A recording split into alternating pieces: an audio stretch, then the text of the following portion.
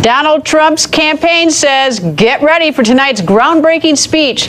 Trump is speaking in Wisconsin, and because of all the violence erupting this weekend, Trump's speech is all about law and order. But that's not all. Trump has a co-author tonight, Mayor Rudy Giuliani. Now, you can watch the speech live in just about 90 minutes right here on Fox News, and then a big town hall with Sean Hannity at 10 p.m. Eastern. And a big focus will be those violent protests and riots in Milwaukee the past few nights. And as police in Milwaukee gear up for more possible protests tonight, Trump sat down with Milwaukee County Sheriff David Clark. And in just moments, Sheriff Clark will tell you about that meeting. But ahead of this big speech, former Speaker of the House, Newt Gingrich, is here to go on the record. Nice to see you, sir. Good to see you. Donald Trump meeting with law enforcement in Milwaukee. Why? Well, I think, first of all, if you look at the disaster the last couple of nights, there's a profound reason to sit down and talk to people about what happened.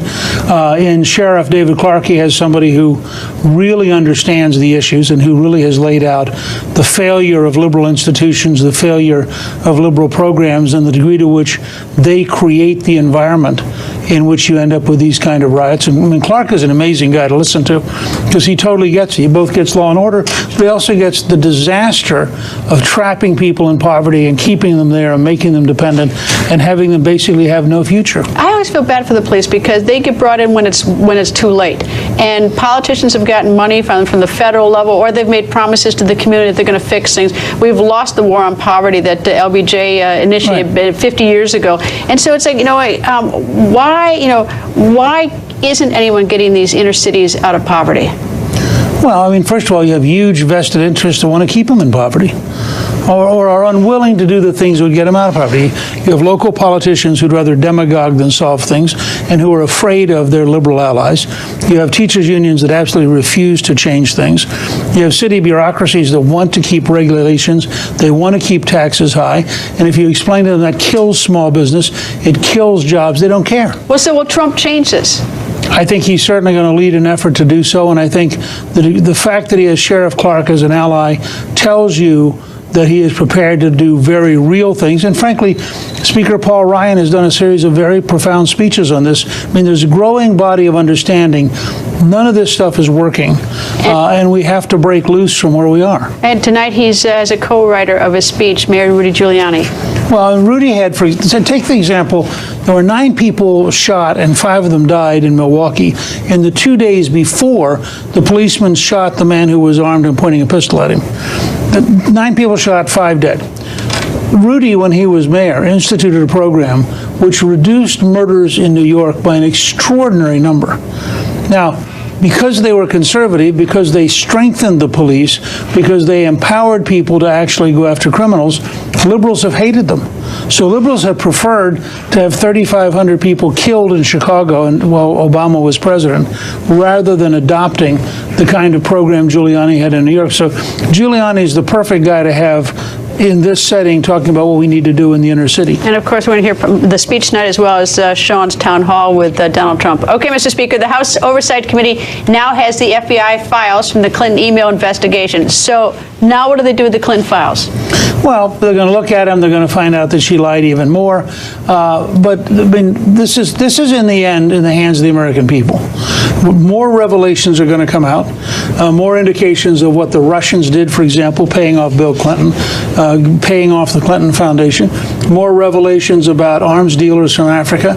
More revelations about how they looted money that should have gone to Haiti. I mean, all of this stuff will come out all through September, and then people just have to make a decision. The campaign, the Hillary Clinton campaign, says that they wish that the documents could be released widely so that the public can see them for themselves, rather than allow Republicans to mischaracterize them through selective partisan leaks. What's wrong with releasing all of them? I think if Mrs. Clinton would like to write Director Comey and say, you have my authority to go ahead and release all of them, I think he would probably be willing to release all of them. But do you have any? But do you have any problem with the House releasing them? No. Well, the House technically can't because they've been given to the House under grounds of secrecy.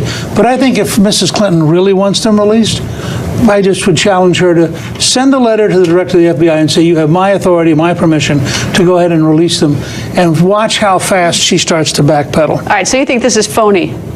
Their position is totally phony. Look, the more we learn as various emails break out, as we had WikiLeaks and other things, There's no question they misused the office of the Secretary of State.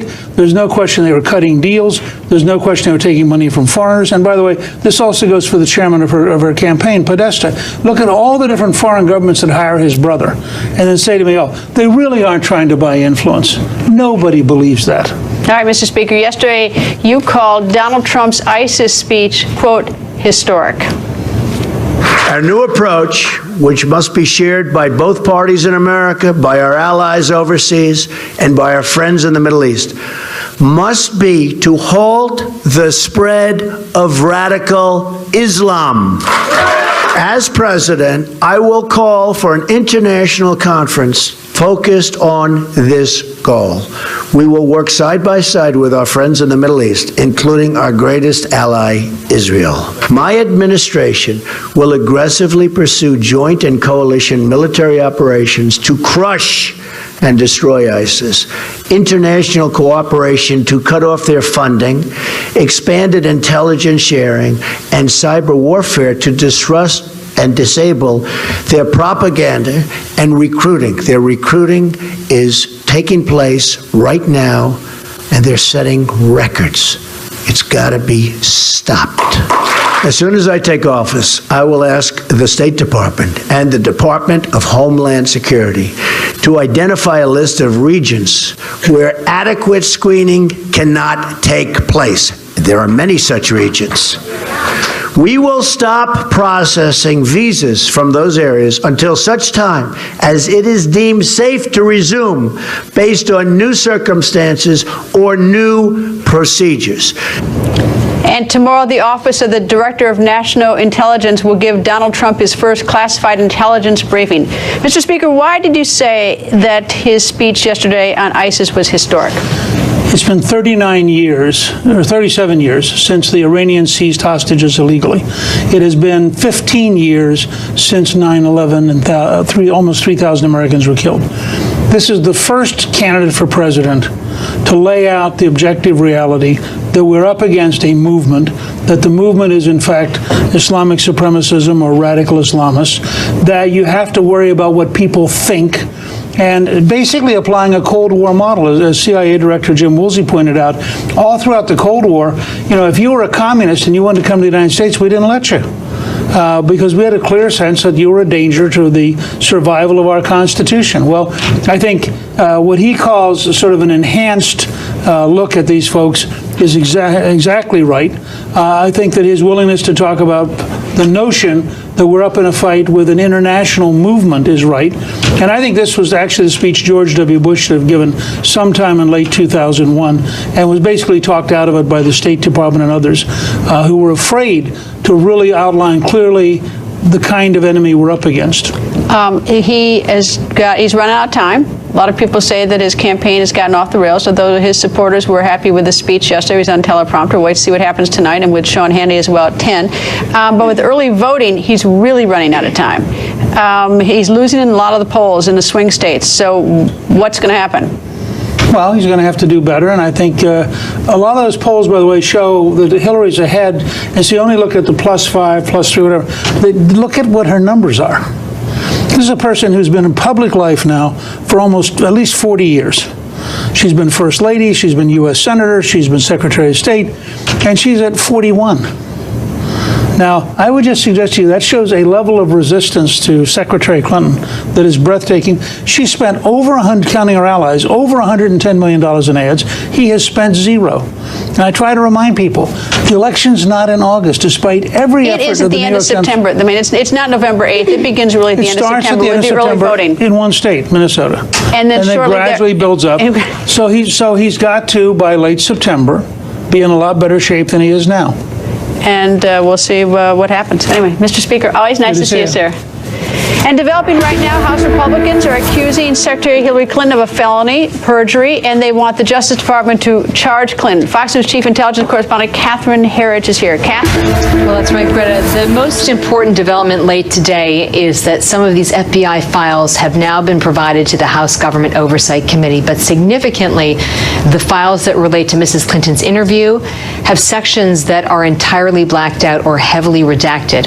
And that's important because it tells us that even to this day, the information is so highly classified that some members of Congress can't even read it. So when Mrs. Clinton says, and you were talking with the Speaker about this earlier, release them, this on its face is entirely suspect and at the very least disingenuous, because it's simply not possible. All right, why would it be, I mean, okay, the fact that it's blacked out means it's classified. Correct. And so you've got the FBI was talking to her about this. That's so, correct. and you know, I assume that emanates from a conversation out of the emails. It wasn't just out of whole Absolutely cloth. correct. Out of whole cloth. That's right. So that would actually heighten my security. If I got all these documents and they were all blacked out, I'd be more suspicious that there was something having to do with classified information in her server.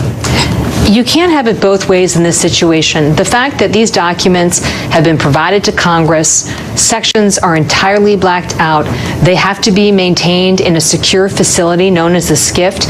This really undercuts the Clinton campaign's insistence to this day that the documents are overclassified and that this is about government systems run amok. That is, I mean, would you not agree that in this city a lot of stuff gets classified that really shouldn't? Well, I mean, I know from my own reporting that there was definitely intelligence about human sources in those emails. This is the kind of information that is among the government's most closely held secrets.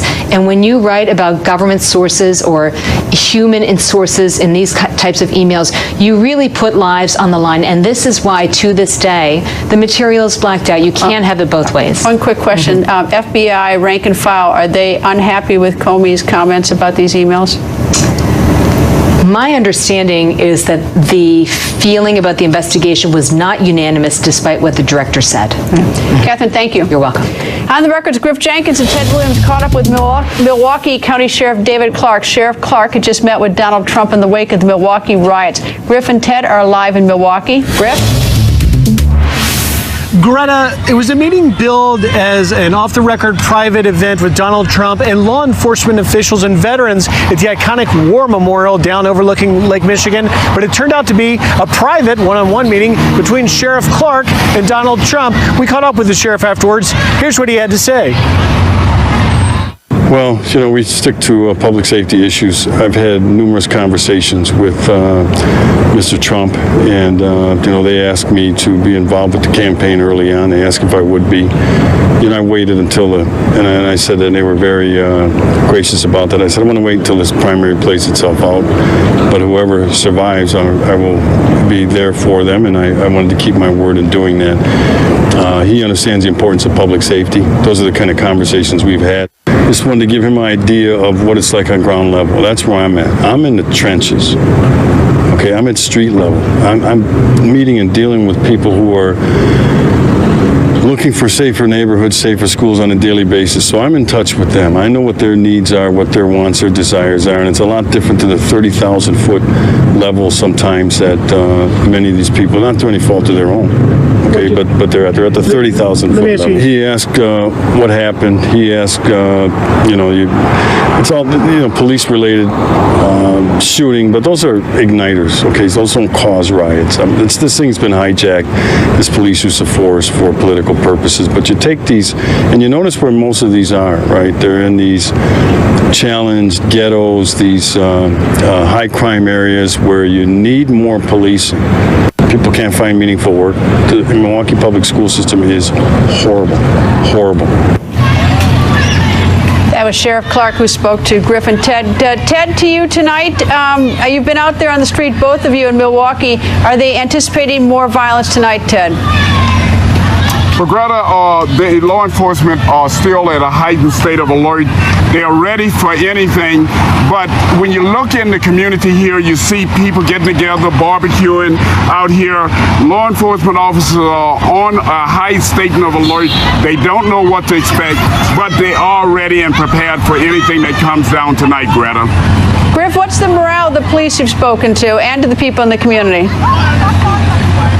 The morale of the police, Greta, is high. In fact, Sheriff Clark in that conversation also told us, he said, I don't want to say it's over yet, but he's very encouraged that his officers as well as the MPD officers have done a great job of really getting control of this community. Again, we see that, as Ted mentioned, you can't see it, but just beyond us, a couple of barbecues going on, and they're hopeful here for another quiet night. Are people talking about Donald Trump at all, Ted, around you? Just to switch to politics for a second, because new poll numbers has Donald Trump slipping in Wisconsin, but are people talking Trump to you at all? Well, they are talking somewhat. I spoke to several law enforcement officers who are somewhat disappointed that while Sheriff Clark has done a tremendous job here in Milwaukee, that they felt that Donald Trump should have reached out to more members of the law enforcement community in light of the fact that state and local law enforcement were also involved in bringing this riot to a close here in Milwaukee. Grip, Ted, thank you both. And just a note to viewers is that Sheriff Clark will be part of the town hall, or will be at the town hall tonight with Donald Trump that Sean Hannity is hosting in Milwaukee. And in the great state of Wisconsin, Trump has been crisscrossing it. It's the Badger State. And about an hour before the town hall will air, he'll have a rally in West Bend, Wisconsin. Fox's campaign Carl Cameron is live at that rally. Carl? Hi, Greta. Envious you're not back in your home state here. Donald Trump's got a big crowd developing in West Bend, and this event tonight has developed differently than it was already originally planned to be. It was supposed to be your basic Trump rally in the evening. You'd have several thousand people here. You'd have your typical boisterous fireworks, but all that changed because of the violence in Wisconsin over the weekend, and as a consequence, Trump today took what was already a scheduled event meeting with law enforcement and did that and talked privately, and tonight he has changed his rally to a teleprompter speech, at least the first 30 minutes of it or so. It'll start around 9 o'clock Eastern time, around 8 o'clock local time, and at about 9:15, Mr. Trump will begin his remarks, specifically prepared by himself and Rudy Giuliani, talking about law and order in the wake of what's happened here with the officer-involved shooting and the riots that followed.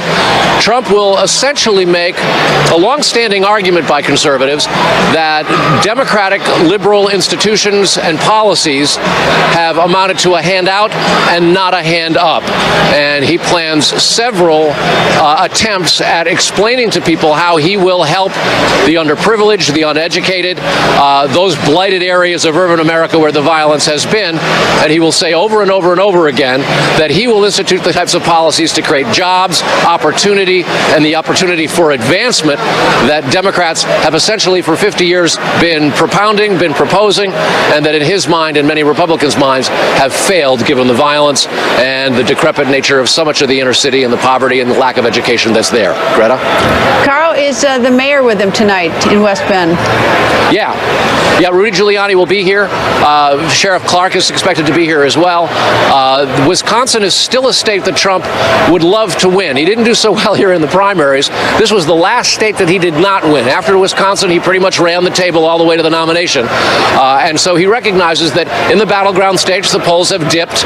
While he's been largely flat in the polls and hasn't really moved up since the convention, Hillary Clinton has gained ground and now is leading in an awful lot of the battleground states, as well as nationally. Setting the polls aside, Trump also recognizes that there are huge issues in terms of organization and the electoral politics that needs to be done in the next 12 weeks. And so he's relying on the RNC and these rallies and knows he's still got a lot of work to climb before we get to the election in 12 weeks from now. Greta?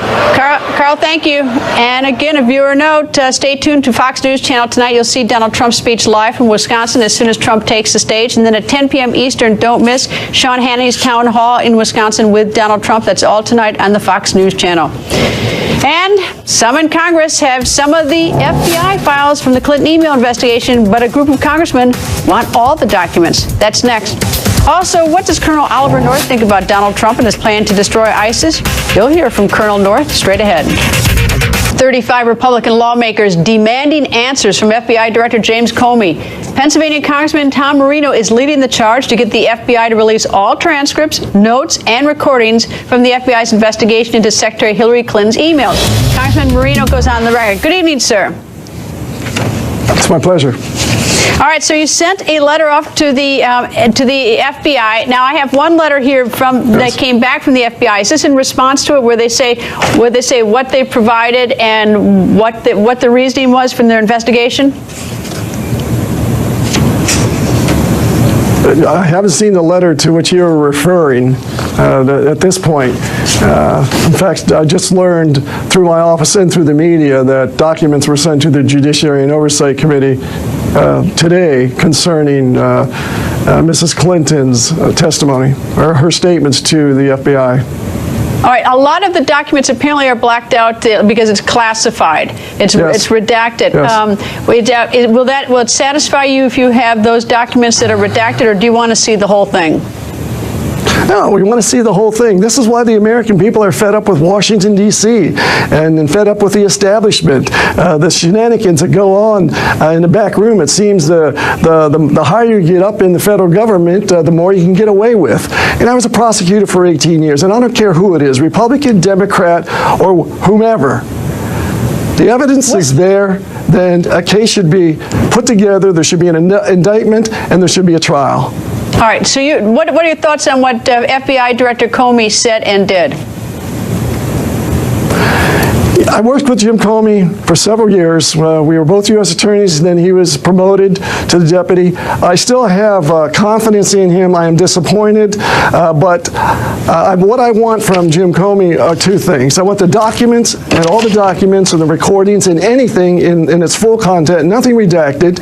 Certainly it'll be secured. And number two, I want Jim Comey to respond to Hillary Clinton saying that the FBI director said that she told the truth to the American people. She lied more than 5 times in the hearing, which means that she could be sent to prison if convicted for perjury for 5 years for each lie. That's unusual, but that's the maximum. And then you put obstruction on top of that and possible destruction of evidence. I mean, she's looking at a lot of time here, and I just want Jim Comey to step forward, the director, and say, wait a minute, whatever Hillary Clinton is saying, I'm sticking by what I said in my sworn testimony that she did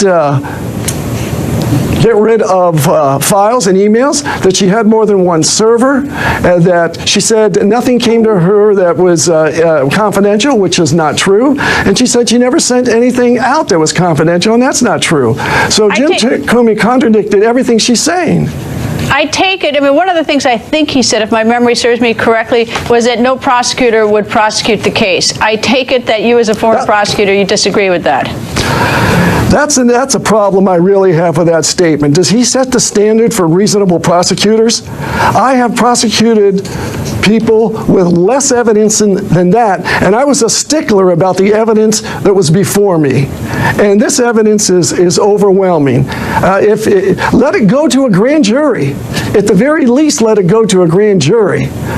But, and you know, the sources that I've talked to also from Justice don't agree also that this investigation, there was not a unanimous decision as to what the results were. So I'm very disappointed in, he stood before the American people, and for the first 5 minutes, when I heard this, I thought, she's going to be indicted. And then he turns around and says, but? Now, I have serious questions about that. Congressman, thank you for joining us, sir. You're very welcome. And one Democratic governor 3 times dodging the question whether or not Secretary Hillary Clinton is honest. You have to hear this. That's next. Democratic New Hampshire Governor Maggie Hassan, who is currently running for the United States Senate, 3 times dodges questions about Clinton's honesty. Do you think that she's honest and trustworthy? I support Hillary Clinton for the presidency because her experience and her record demonstrate that she's qualified to hold the job. Do you think she's honest? She has a critical plan, among others, for making college more affordable. But do you think that she's trustworthy? I think that she has demonstrated a commitment always to something beyond herself, bigger than herself. The On the Record political panel is here from the Associated Press, Lisa Lair, and from the Washington Examiner, Susan Ferriccio. Okay, Lisa, she's running for U.S. Senate against incumbent Senator Kelly Ayotte. She was asked 3 times, and I think she dodged 3 times the answer. She didn't want to say it. What's your thought on this? I mean, look, it just underscores Hillary Clinton's major vulnerability in this race, which is that voters do not believe she's trustworthy. That's a problem. it's a problem that may not matter because Trump's vulnerabilities and Trump's negatives are so much higher at this point that she may be okay with being untrusted. But I do think even if she wins the presidency, it's a problem that could trail her into the White House. How do you pass an agenda? How do you push a legislative platform if people don't believe you? And Susan, she endorsed Secretary Clinton last September 17, 2015, and now she can't even say that. She can't even say that she's honest. I mean, it was rather. I mean, she's going to appear in a lot of Trump ads. I can tell you that much. That was so bad. It was so bad. That was just so bad. There's just no way to fix that, correct it. She did put out a statement saying that she does trust Clinton. And yes, after the fact, her campaign puts out a statement. I mean, that's after we've seen all this. After the campaign ad was written, as I say. But Lisa's exactly right. The problem, really, Fox News poll that just came out last week sums it all up. Nobody trusts Clinton, but they would rather have her become president versus Trump because they think she is more competent. So when you look at the polls, it's competency and trust that are two big things for voters, but competency is more important, and people see her as more able just based on some of the gaffes that Trump has been putting forward in the past few weeks. So she's still out ahead just because of that. The trusting may not sink her. Also, she can't appear in any Trump ads because Trump doesn't have any ads, right? He's running nothing on the air, and Hillary Clinton is spending hundreds of millions of dollars in campaigning in battleground states, right? So that really gets at his core problem and why she's able to still be up in all these polls despite her questions about her honesty. What about the close race, though, she has in New Hampshire with incumbent Senator Kelly Ayotte? And, of course, the question is what's going to happen to the Senate, whether it goes Republican or not. Is Kelly Ayotte is going to run those ads? Exactly. And this is the issue about people talk about Trump's potential drag on the ticket. But Clinton, no one ever talks about what impact she may have. This is a 3-point race in New Hampshire. And, yes, it could tip the balance of the Senate, which is really close right now. So, it would make perfect sense for Ayotte to try to use that ad against Clinton, against Clinton for that purpose. But I think overall, in a close race like that, I don't know. I think Trump's a bigger weight. I mean, the question here is whether Trump's negatives outweigh Clinton's negatives. And that it's a race for the bottom. It's a race for the bottom. And that will trickle down to these Senate races. And that's why you see Republicans right now starting to figure out how they can separate some of these candidates in these tight, important states like New Hampshire, like Ohio, from Trump. And, of course, in Wisconsin, we have the same situation because you got a former incumbent, Senator Russ Feingold, who's popular, running against an unpopular Senator Ron Johnson. That's right. And that may trickle up. Anyway, Lisa, Susan, thank you both. And tomorrow, Donald Trump will begin receiving classified intelligence briefings. And yesterday, Trump laid out his plan to destroy ISIS. He actually operates now almost like a president listening to advisors. Anyone who cannot name our enemy is not fit to lead our country. He acknowledged the threat. It was spot on. I gave it an A. We cannot let this evil continue. The Democrats don't want to discuss the substance of, for example, the Trump speech yesterday because they're afraid of where the American people really are on these key issues. We will defeat radical Islamic terrorism, just as we have defeated every threat we've faced at every age and before. It's magnificent. What more can they want? Donald Trump is very clear we're going to focus on fighting radical jihadism and defeating it. Lieutenant Colonel Oliver North is here to go on the record. Nice to see you, sir. Good to be with you, Greta. Your thoughts about Donald Trump's strategy to destroy ISIS? I think you just summed it up with that side. I gave it an A. Look, he has a 3-point plan after he laid out the bill of particulars, and you as an attorney understand those words, about the current regime in Washington. He laid out a 3-point plan. Number 1, he's going to stand with any nation that stands with us, and he named Israel, which this administration would never think of doing. Among Egypt, they don't mention Egypt anymore, and Jordan, of course. He laid out a plan for coalition activities for joint military and intelligence operations. It included cyber warfare and psychological operations, which is a grasp of something I don't think the Clinton administration has heard about, or excuse me, the Obama administration. And third, he's going to protect the homeland. And yes, some of what he said is controversial, but in point of fact, what American wants us to have open borders besides Hillary Clinton? What American wants us to bring in refugees that aren't vetted besides Hillary Clinton? If national security is so important to Americans, and it is, and he just laid out this plan, and I realized it was just yesterday, why are his numbers slipping so much vis-a-vis Secretary Clinton's? Well, first, I don't think that first of all, the current polls were taken a week ago, right? Right. No, I admit that. He's already laid out an economic plan, which got rave reviews from most of us. Number two, he's now laid out a national security plan. Tonight, he's going to lay out a law and order plan. Now, he needs a broader strategic plan for national security, which is going to have to address the issue of what the Russians are doing in the Middle East, and it's not good for us, and it's not good for anybody except the Russians and maybe the Iranians. But I'm very impressed with what we've seen over the course of the last 2 days. I'm going to listen carefully to what he has to say tonight. He's giving it in Minneapolis, which has been burning. And so, Milwaukee. Milwaukee, excuse me. I think that what we're going to see is a coherent approach to the presidency of the United States, which we need desperately. We've not had one for 7.5 years. What about that international conference that he wants to call? What could be wrong with that? Just asking what you think of it. I'm not saying it's wrong. I just want to know what you thought about it. He wants a commission to look at how you can improve the vetting process, and he wants an international conference to get everybody aboard on the same sheet of music to fight not just ISIS, but he wants to fight radical Islamic jihadism. I think that's an approach we've not seen yet. Mrs. Clinton, I went back and looked. One of your producers said, compare his to hers. And I went back and looked at some of the things that she's been talking about. She's been talking about closing Iraq's sectarian divide. We're now talking Shia versus Sunni, and the fact is she led the charge into the embrace with the Ayatollahs in Tehran. It was under her watch that all this began. Kerry may have closed the deal on the nuke deal, as they call it in Vienna, but she was the one who started this thing. I'm waiting for the reporter, or maybe the moderator of a debate, who says to her, Mrs. Clinton, do you really think that this plan is going to stop them from having nuclear weapons? Or better yet, Mrs. Clinton, do you still think it was a good idea to overthrow Muammar Gaddafi? Because we have the biggest refugee crisis that we've ever seen since World War II happening right now, thanks to the policies of this administration and the genocide that's going along with it. Colonel North, nice to see you. Thank you, sir. Other than that, I don't feel strongly. Yeah, I can tell. Thank you, sir. And the next part of our series, The Deciders, is here. One Wisconsin farmer is worried because his biggest client is China. Plus, historic flooding destroying entire neighborhoods, and the long road to cleanup is just beginning. That's coming up. Time now for our wildly popular series, The Deciders. Now, in 2016, there's been a lot of talk about trade in China. On the record, Griff Jenkins visited a ginseng farm that ships most of its harvest to China.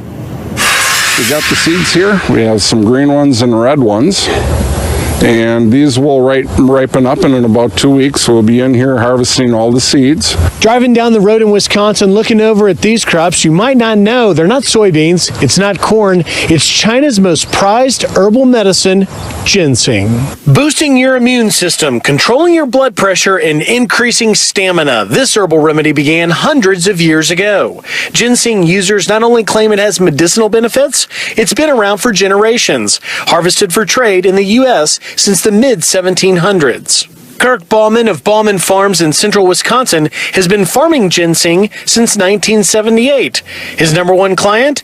China. The Chinese value the Wisconsin brand ginseng highly. It's the most sought after. Take me in here. Let's see this stuff. We are getting late summer right now.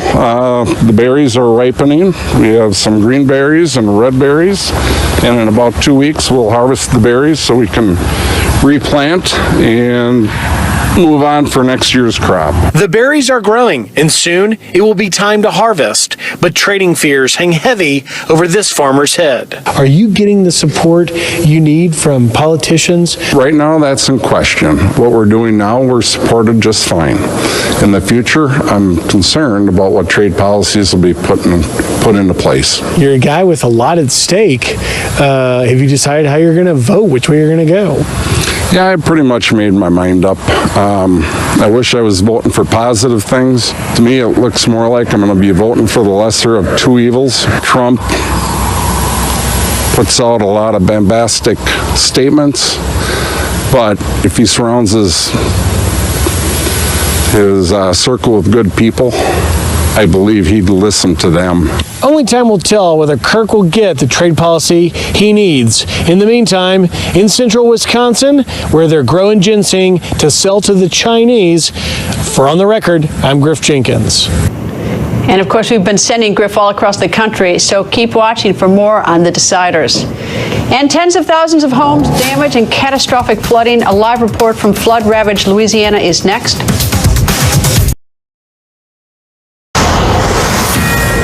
This is a Fox News alert. Massive devastation across Louisiana after massive flooding. In the past few days, 30,000 people have been rescued. More than 40,000 homes have been damaged. Fox News correspondent Casey Stigo is live in Baton Rouge. Casey? And Greta, to give you an idea of how fluid this is, when we started the day, we were told it was at 20,000 rescues, and then by mid-afternoon, the governor's office clarified and said 30,000 people have been rescued across the state of Louisiana since Friday. Stop and think about that, a huge number. And when you drive around, you can see how widespread the damage is. This is what's left of a neighborhood here in East Baton Rouge Parish. Governor John Bel Edwards says that at least 40,000 homes across have been impacted in some form or fashion by those torrential rains that fell days ago, more than 20 inches in some places. A federal disaster declaration has been requested in 20 parishes. Sadly, first responders discovering yet another body in the floodwaters today near Baton Rouge, bringing the death toll here to at least 10. Some residents who were evacuated and staying in shelters returning, belongings just swept away. We've talked to some folks out here who say that their home has never flooded, even with heavy rains and flash flooding in the past, but they did go underwater this go around. The situation, in fact,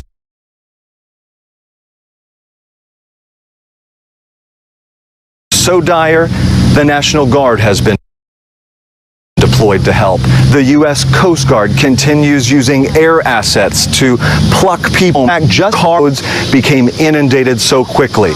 And tonight, the fear is downstream as all of this water drains down the waterways out into the Gulf of Mexico. Communities south of here are sandbagging and doing what they can to try and keep the water out. This as even more rain is in the coming days. Greta, they certainly hope that the sun will stay out so they can dry out and try to begin the recovery here. Casey, thank you. It's terrible down there. Thank you, Casey. Get ready to speed read the news. No bail for the man suspected in the murder of a New York City imam and his assistant. Oscar Morale arraigned today on second-degree murder charges. The imam and his assistant were murdered in broad daylight in the vicious crime captured in surveillance video. Police say they have found a gun and clothes that match the video in Morale's apartment. And Vanessa Marcotte, the New York City woman brutally murdered in Massachusetts, laid to rest today. Marcotte was killed more than a week ago while out for a jog. Her body found naked and burned. So far, there have been no arrests, but police say they've received about 600 tips. And a California man arrested and charged on 17 counts of arson. Police say the man is a suspect in several California wildfires, and that includes the Clayton Fire in Northern California. Nearly 200 homes, businesses, and other buildings destroyed since the fire broke out this weekend. More than 4,000 acres burned. 1,600 firefighters are trying to control the flames. And take a look at this. A Las Vegas hotel and casino demolished overnight. The Monte Carlo Hotel rise. A convention center expansion will be built where the hotel and casino once stood. And that's tonight's speed read. And coming up, I am so fed up with something. And when you hear about it, I bet you feel exactly the same. I'll tell you off the record next. Let's go off the record. This is appalling. Members of the House and Senate are on vacation, not a 3-day weekend, but a 7-week paid vacation. Says you like fix the tax code. Remember how while debating Obamacare that they did zero on immigration reform as if they were too busy to do anything else? Baloney. They weren't at all. They weren't all working on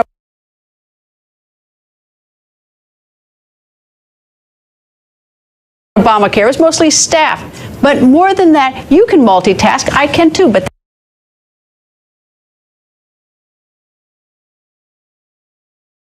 they can't.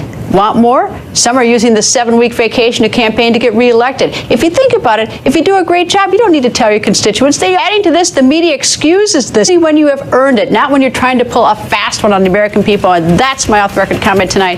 Good night from Washington. See you tomorrow night, 7 p.m.